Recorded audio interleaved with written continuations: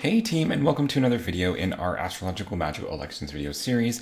Today we are going to talk about the magical electional opportunities that we are going to have available to us between our Pisces New Moon on March 2nd until our Virgo Full Moon on March 18th. And when we're moving from, of course, these new moons to the full moons, we're in the waxing moon phase.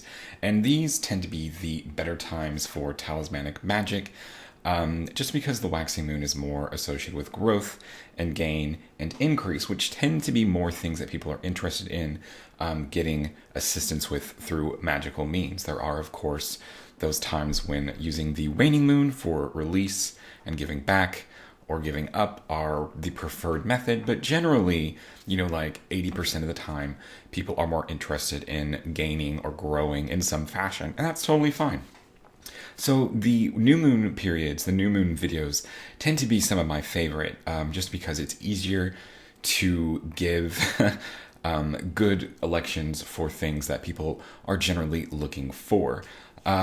So usually these are the ones that I try to focus a lot of energy or time on, but unfortunately we don't have a whole lot of really good electional opportunities this time around, and a lot of it is mostly for one main thing, and that has to do with Jupiter. So right now Jupiter is in Pisces, and you would think generally that that's a good thing, and that is generally a good thing. But right now, even though Jupiter is in Pisces, Jupiter is too close to the sun and is considered combust. He has been for the past week or so, and will be for the next week or so.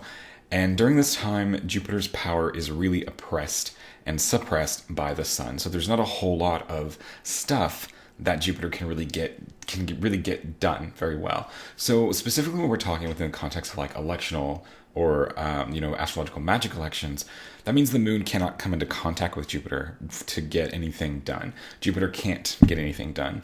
So the moon contacting Jupiter is not something that we want to have in an electional chart. But there's just so many just vast swaths of time where that's exactly what the moon is doing, applying to Jupiter in some way that we just cannot use. So there are like several lunar mansions, for example, that would be good, that have the moon applying to Jupiter if only Jupiter was not combust at the time. And that's mainly where a lot of our issues with our elections came from, was just being like, well, the moon's applying some aspect to Jupiter, a lot of good that does, and just having to pass it up. And so we there are options that don't involve Jupiter, but they end up being much more limited. And so that's just sort of the hurdle to our magic right now. And there's always something. There's always somebody who's got to have an attitude and make things a little bit more difficult than it needs to be.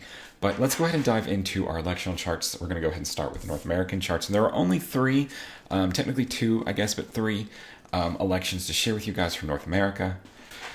And please forgive me if I sound kind of like echoey in the recording. I'm not sure how much it's going to pick up. As you can probably tell, behind me I've got a new wall halfway built, so it's kind of messed with the acoustics of the room. So give me a little bit to sort of get used to that and plan around it. So I am sorry if it's in the recording at all. I can kind of hear it, but I don't know how well it gets picked up. So taking a look at our first election here, this is set for North America for March 3rd at just before 8 a.m. This chart is set for 7:53. And this is an opportunity for a first Lunar Mansion talisman. So the first Lunar Mansion, being, the first Lunar Mansion, has a lot of like creative energy associated with it. It's more the mansion that is very much for like motivation, for getting up and getting things done, for beginning things, for getting started, that kind of thing. So the first Lunar Mansion I like to recommend to individuals who maybe have a project or an idea or something that they've been thinking about doing for a little bit, but just have not been able to get up the motivation to get started. And the first Lunar Mansion is really helpful with that, for helping us to sort of just get that drive to just sort of remember what it was about an idea or a thing that first made us feel very interested in it. That first gave us the idea to pursue it, to remind us of that and be like, oh yeah, I actually wanted to do this, to get us excited about something again, to get us hyped for it, and to help us sort of begin the execution process.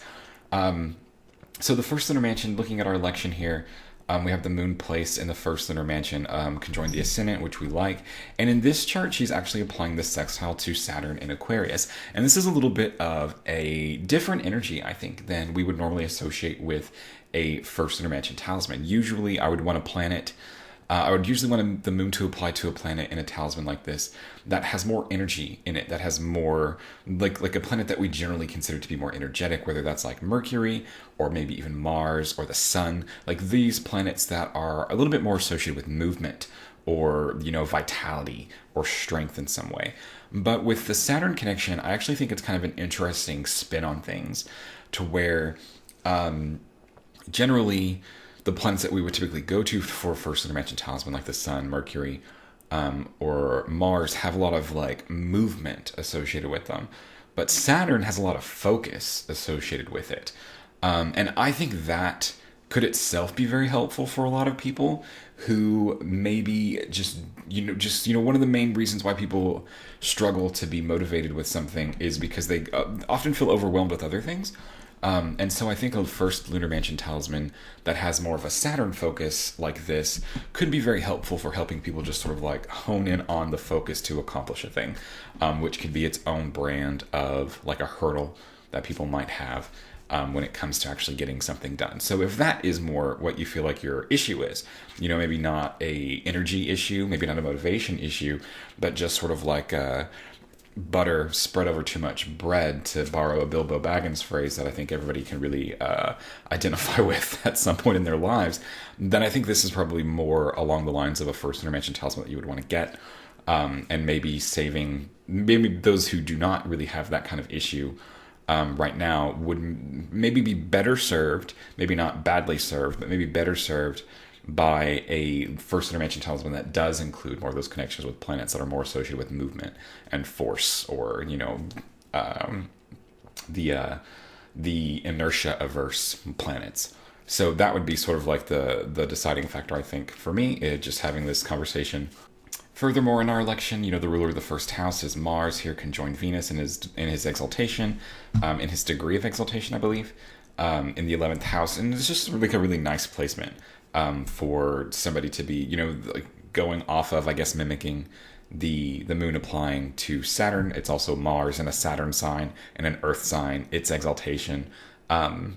So some nice kind of funneling energy, I guess, imagery associated with that. So all in all, I think this is just a really solid first lunar mansion talisman that has a little bit of a different kind of focus or maybe execution style than some of our more standard, I guess, what you would kind of typically think about.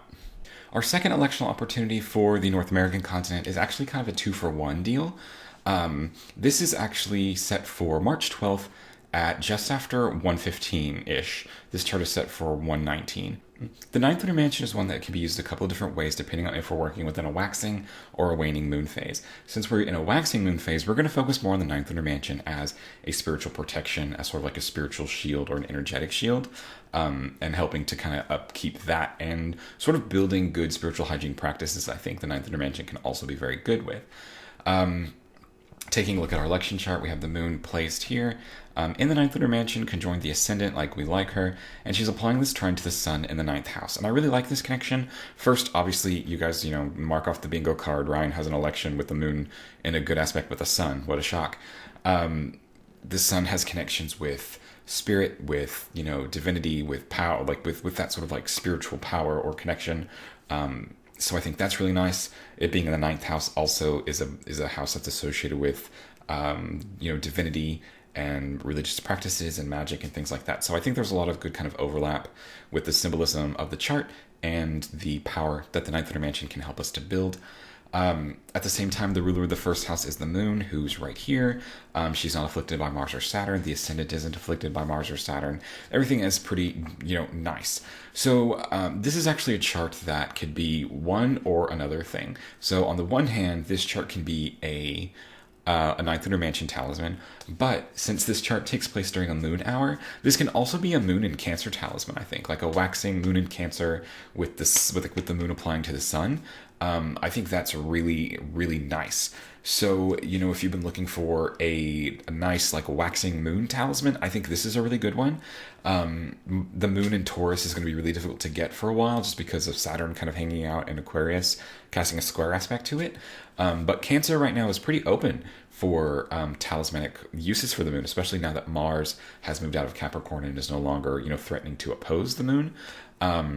So I think this is a really good, probably like first really nice Moon and Cancer talisman for that we've had in a while. So definitely consider picking it up if you want to use it. I don't think it's good to mix the two together, like making a talisman for both, like a single talisman for both Ninth, Lunar Mansion, and Moon stuff. I think you need to pick one or the other and pursue that. So definitely recommend, whichever one you might need. The Moon and Cancer would probably be the talisman that I would recommend using this election for, just because that's rarer to get. Ninth Lunar Mansion talismans, we can get pretty often, but Moon and Cancer has been a little bit more difficult to obtain recently. So definitely recommend this one. Definitely recommend taking it more the Moon and Cancer talisman option than the Ninth Lunar Mansion talisman if you're having kind of a tough choice picking between the two. All right, so those were all of the elections for the North American continent. We're going to kind of shift gears now to Western Europe, which also has 3 maybe elections. Our first election is going to be for March 4th at around 8 in the morning. This chart here is set for 8:08 a.m. And this is going to be that opportunity for a first Lunar Mansion talisman, maybe. So the first Lunar Mansion is a talisman that, because it's the first Lunar Mansion, has a lot of like creative force energy to it, sort of like, things birth into the world, and sort of like that untapped wild energy that's associated with that. So using talismans for the first Lunar Mansion can help us kind of tap into and harness that energy to be able to apply to things. So I like to utilize the first Lunar Mansion for help with like motivation, for execution of plans, things like that. Just like this is a thing that I've been thinking about for a while. I haven't been able to get like the energy to get it done yet. Or, like I want to start something, but I don't know what that is. The first Lunar Mansion is usually very helpful in helping us kind of figure that out. I'm taking a look at our election. We've got the moon placed here in the first Lunar Mansion, conjoined the ascendant like we like. And she is actually applying this sextile to Saturn. It's a little far. So this is kind of one of those like maybe kind of things. But even in like the North American version of the chart, the moon is a little far from that Saturn still. So this is kind of going to be something to take into consideration as you're planning on maybe working with the election, maybe not working with the election. Usually when we get into these very wide moon aspects, it takes a while for the talisman to kind of start to get itself together, to start to produce results, which can be, good or bad. Usually when we're talking about like a first Lunar Mansion talisman, it tends to be more on like the unideal side, because usually we've been moping around like avoiding or procrastinating on a thing for a while already by the time we're ready to like think about utilizing a talisman to maybe help us out. So usually we kind of want those results to be pretty quick. So this might be a reason why you would skip this election, or you might go with it until something better comes along maybe next month. We'll see. Saturn, the connection with Saturn is also a little bit of a weird choice, but while normally we would associate sort of like the more ideal first Lunar Mansion planets as like planets that are associated with like movement or energy or force in some way, like Mercury or the Sun or Mars. Those sort of like an inertia averse planets typically would be ones that we would more want to lean into. I think the Saturn focus can be a different flavor of it, primarily because of the utilization of focus that Saturn can help us with. So I think that this could be an interesting talisman to utilize if the problem that you're having getting started with something is just because you feel kind of overwhelmed with other things and you like don't really have the time or energy to commit to one thing specifically because there's so much other stuff in your life that's kind of demanding that time and attention. I think the Saturn focus here could be really good to help to like channel all that in to one thing that you want to get done instead of trying to juggle so many other things that you kind of feel like you need to or have to get done. So in that respect, I think Saturn can be a very useful ally for first mansion type of things or actions or activities, but generally we more would lean into like the Sun, Mars, or Mercury for that get up and go lack of energy kind of thing. So if it's a lack of energy that you have in getting something done, then maybe wait until there's a better first lunar mansion chart that has Mars or the Sun or Mercury as the moon's next aspect. But if you really feel like it's more like a focus, like I'm already kind of like energized, but I just have so much else going on that I really can't focus on this thing that I would really like to do, then Saturn probably, this election with the Saturn is probably more along the lines of what you really need at this time. Kind of going on with our analysis here, we've got Mars as the ruler of the first house because Aries is on the ascendant. And Mars is in the 11th house in this chart. In Capricorn, its degree of exaltation, conjoined Venus, which I think are really nice supplements to the chart itself. Just a really strong first house lord that is conjoined a benefic planet and just generally doing pretty well for itself. So definitely looking good there. The next election opportunity that we have to talk about is going to be just later that day, March 4th at just around 11 a.m. This chart is set for 10:55, and this can be an opportunity for maybe a Saturn planetary talisman. So the reason I say maybe a Saturn planetary talisman is for a few reasons, actually. There are things about the talisman, it fits a lot of the criteria. Well, it fits all of the criteria, basically, for what we would look for in a planetary talisman. So I felt like I wanted to share it with you guys, just because planetary talismans are a little bit more difficult for us to gain a hold of. But there are other things in the chart that I think make it less ideal. And so that's really what the conversation is going to come down to. How much do you want to invest in a talismanic collection that maybe isn't ideal? And whether you would judge this as being ideal or not. So let's just kind of talk about it, what I do and don't like about it. And then, of course, it's always for you to decide whether or not you want to move forward with it. So looking at our election here, it is Saturn's hour, which is good. Saturn is very angular, conjoined the midheaven in Aquarius, its sign of domicile, which is good. The moon is applying a sextile to Saturn, which is very good. The moon's in the 11th house, which is nice. The moon's not afflicted by Mars or Saturn. The ruler of the first house in this chart is Mercury in Aquarius, who is conjoined Saturn, of course, just 2 degrees apart. Generally, and this is kind of the first thing that's like, maybe.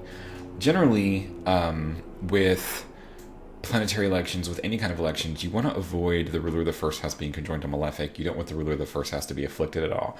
And generally, these conjunctions with malefics are afflicting. But since Saturn is the planet that we're actually trying to connect with, with a talisman, maybe the ruler of the first house being in a close conjunction with Saturn isn't so much of a bad thing, actually. That seems to be more along the lines of what you would want, actually, in like a symbolic way of looking at planetary connections. The ruler of the first house, signifying the person the talisman is for, being with the planet, physically with the planet that the talisman is being made for. That could, that seems pretty appropriate for for the work that's trying to be done. So that's sort of like the maybe. That's that maybe. The other maybe part of it is the moon here is 14 degrees away from the completion of the aspect, which is not super great. That's kind of far. At the same time, this aspect is happening through the sign of Aries, and Saturn does not really have a good relationship with the sign of Aries. This is a sign that he experiences his fall in, and so generally that's just kind of like a bad relationship between Saturn and the moon that you may or may not want to tap into or come in contact with. So this is just sort of like it hits all the boxes, it checks all the boxes, I use that phrase a lot, for what we normally look at in planetary talismans. Saturn is angular, it's Saturn's hour, Saturn is in a sign of domicile, the moon applies to Saturn next. Neither planet is debilitated, things like that. But there are other parts of it that are just sort of less ideal. The ruler of the first house is conjoined to a malefic planet, technically. The moon is very far from completing the aspect, and technically there's like a refusal involved between the signs. So I offer it to you guys as just like here's this maybe, but it has some things in it that are less ideal, so obviously your choice whether to go forward with it or not, but it is out there. So our third and our final electional opportunity for the Western European continent is actually going to be on March 3rd at just around 10:30 in the morning. This chart is set for 10:39. And this is going to be an example of a 7th Lunar Mansion talisman. The 7th Lunar Mansion is a very good mansion, another mansion that's more focused on sort of like wish fulfillment in a way that's very similar to the 3rd Lunar Mansion. more focused on like supplication and prayer, reaching out to somebody, more powerful than you to be able to affect change in your life is essentially the theme of the seventh Lunar Mansion. It's very much like prayer oriented. So it has very broad powers, just like the third Lunar Mansion, acquisition of all good things. So this is why we only really see seventh Lunar Mansion talismans during waxing moon phases. Acquisition of all good things being, what the talisman is specifically made for. Taking a look at our election chart, the moon is placed in the seventh Lunar Mansion in the ascendant, which we enjoy. And at the same time, she's applying the square to the sun. What? Okay.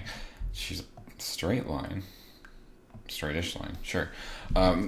So, obviously, I like aspects with the sun, obviously. But the square aspect is a little bit less ideal. We generally prefer the sextile to the trine just because those energies are a little bit easier to handle. The square isn't terrible. The square's not bad. The square is better than, nothing. The square is better than, obviously, squares from Mars or Saturn. But generally, sextiles and trines are more preferred. But a connection with the sun here is actually, I think, in my opinion, very much preferred. Like, what a shock.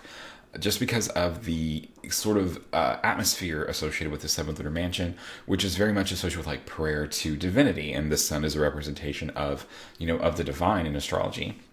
So having this connection with the sun, I think, is really useful, very important, and is like basically the perfect, connection to have in a seventh Lunar Mansion talisman. More so than some of the other talismans, in my opinion. Moving, forward with our analysis here, the ruler of the first house is Mercury, here placed in Pisces. Not super well, just because of Mercury's relationship with the sign, but otherwise Mercury is not afflicted by Mars or Saturn. The ascendant itself isn't afflicted by Mars or Saturn. They're in trines, basically, and the moon is not afflicted by Mars or Saturn either. So all in all, I think it's just kind of like a very standard election. It's also Jupiter staying Venus's hour, which isn't really important in Lunar Mansion elections, but I like that it's like a double benefic time period, so that's fun too. Because the seventh Lunar Mansion is for all good things. We like all good things. So those were all of our elections for the Western European continent and North Africa. Now we're going to focus to Australia, which has also 3 elections, maybe. Those same elections that we talked about in the Western European continent. They will also have a first, a seventh, and maybe a Saturn talisman, just like Western Europe and North Africa did. So let's see how that looks. The first Lunar Mansion talisman for Australia takes place on March 3rd at just before 8:30. This chart's set for 8:23. And I actually like this one a little bit better because while we do have the moon in the ascendant in the first mansion like we like it, the sextile with Saturn that she applies here is actually much closer, only within 8 degrees, rather than 10 plus that she had in some of the other charts, which is a little uncomfortably far, honestly. But the first Lunar Mansion is a mansion that is primarily focused on energy and its, in my opinion, proper utilization. So the first Lunar Mansion is one that I like to go to when I'm feeling stuck or unmotivated or, down on myself about things, to help, kind of hype you up, to help you find that energy reserve and get it channeled into, the proper channels to get things done. So if you have projects or work that you have been struggling to focus on or to get completed or, to get started, really, the first Lunar Mansion can really help you with that. Generally, in first Lunar Mansion talismans, I would prefer to focus on those planets, have the moon apply to those planets that are more associated with movement and energy and, forward momentum. So planets like Mercury is a really good one. Mars and the Sun are really good ones. Those 3 planets are the ones that I prefer, but a benefic planet, even like Jupiter and Venus, I think can be really helpful too. Saturn is really the last planet that I would normally consider as a appropriate first Lunar Mansion aid or helper. So the reason for that is because Saturn is very slow and has a lot of associates with inertia and hurdles and things like this. But I think that this can be more positively channeled into focus, sort of like that consolidation of attention, time, and energy into,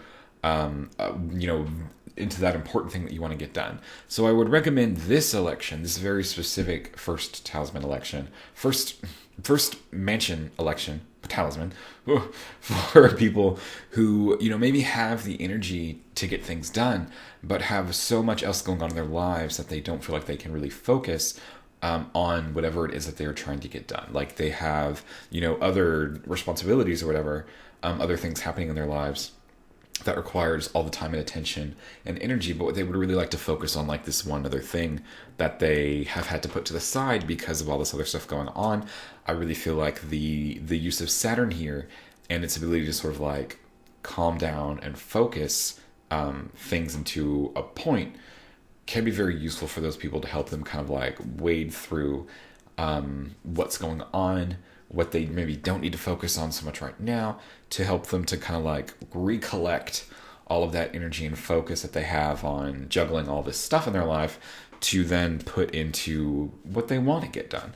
And I'm sure that's something that, you know, many of us could use at some point in our lives. So if that's your unique issue, this might be a really good talisman to use. But if your problem is more of like the motivation and, you know, procrastination, or lack of energy, then this talisman might not be, this selection for the first mansion might not be super helpful, and it might be better to wait until we come back around to another one where maybe the Sun, Mars, or Mercury can be more involved in it. So just something worth thinking about with this one. Our second electional opportunity for the Australian continent is going to be on March 10th at just before 6 p.m. This chart is set for about 5:45-ish. And this is going to be an opportunity for a 7th Lunar Mansion talisman. And the 7th Lunar Mansion is one that is very much similar in spirit to the 3rd Lunar Mansion, in that they are both associated with like the acquisition of all good things. The 7th Lunar Mansion is much more focused on like the supplication of higher powers, essentially, to kind of get things done in your life. So it's more like prayer focused, and just sort of like trusting in higher powers, whatever that means. To your situation specifically, to help you kind of get the things that you want done. So taking a look at our election for this talisman, we've got the moon placed in the 7th Lunar Mansion on the midheaven, which is great, and at this time she's applying a square to the sun.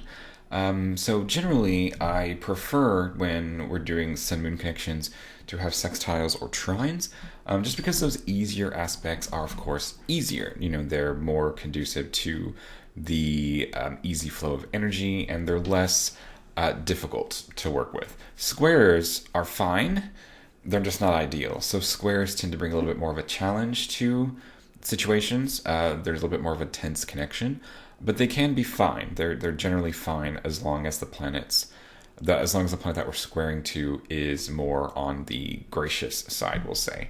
So a square to the sun, while less ideal than like the sextile or the trine, is not a bad thing. It's not like a deal breaker like a square for Mars or Saturn would be, as those are less gracious planets, basically. So don't look too much into or be too upset by the square between the sun and the moon. It's fine. It's really not a huge deal. It's just the sextile and trine is usually better. And it's like, here I am being like, don't make a big deal out of this, but that's literally all I've talked about this whole time is the square. But the connection with the sun here is actually really nice because this is a talisman that is a little bit more about prayer. That's a little bit more focused on supplication to divinity or authority. And that's literally what the sun represents in astrology. It's one of the sun's core significations. So I really like this connection. At the same time, the ruler of the first house is the sun. The sun's unafflicted by another planet. It's conjoined Jupiter here, which is really nice, but not afflicted by Mars or Saturn. The ascendant degree is also unafflicted by Mars or Saturn. We've got like this opposition with Mercury, but that's fine. It's not a big deal at all. So all in all, I think this is a really nice talisman, a really nice selection to use for a 7th Lunar Mansion talisman. So I definitely recommend picking it up. If you are, thinking about something like this, if you're in need of a good thing, the 7th Lunar Mansion can help you out. So, help yourself. So I know that I introduced this segment saying that there would be 3 elections for Australia and that they would also maybe have an opportunity for a Saturn planetary talisman.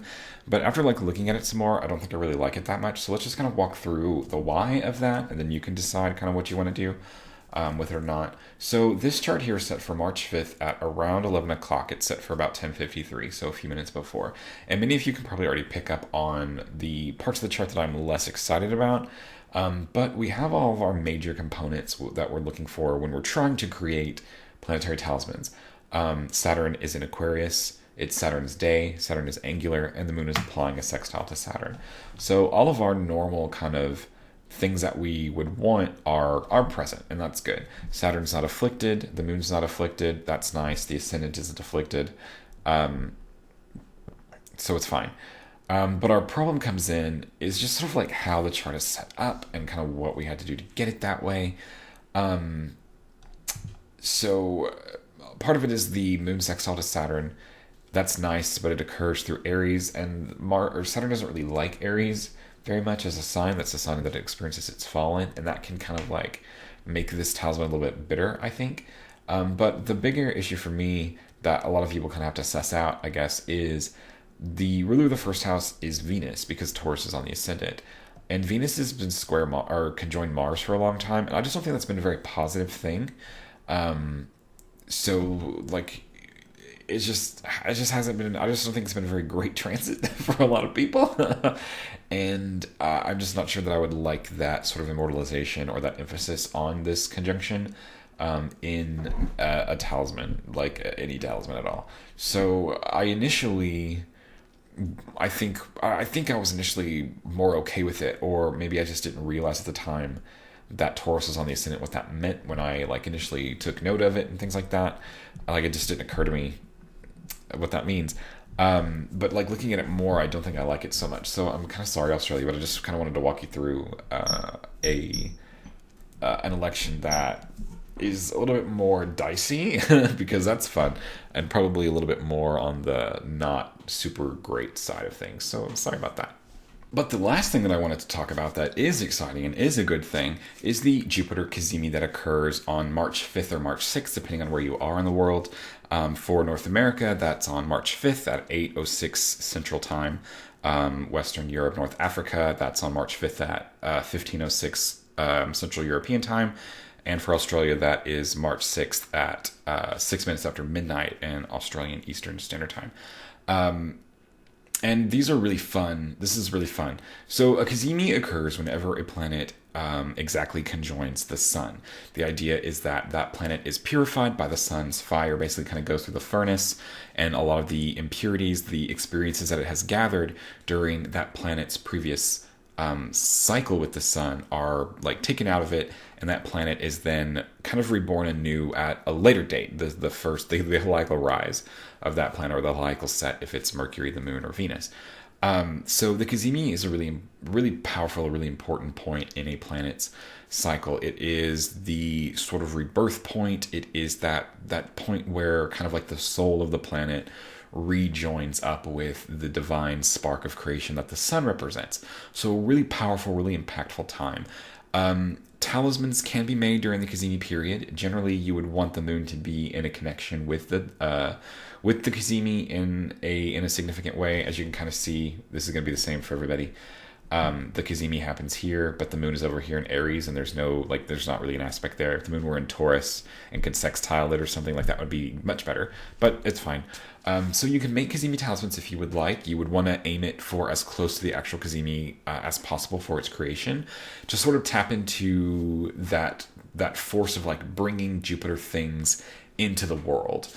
Other than that, I don't think there's like a super specifically useful, or like other than I don't think there's like a super big reason why you would want a Jupiter Cazimi talisman, or a Cazimi talisman of any planet really, other than just like it's an important point in its synodic cycle that you can count on, and you can kind of tap into that power in sort of like its own raw way. I guess one other way that you would probably want to utilize, or probably could utilize, Jupiter Cazimis or any planetary Cazimi is as sort of like the initiation point of a remedial practice regarding that planet. So the idea being that since that planet is going through this purification process and sort of, leaving behind all of the gunk from its past cycle, that you can do something very similar and leave behind a lot of the gunk that's associated with that planet in your life, to kind of help you, start over on a clean slate with that planet,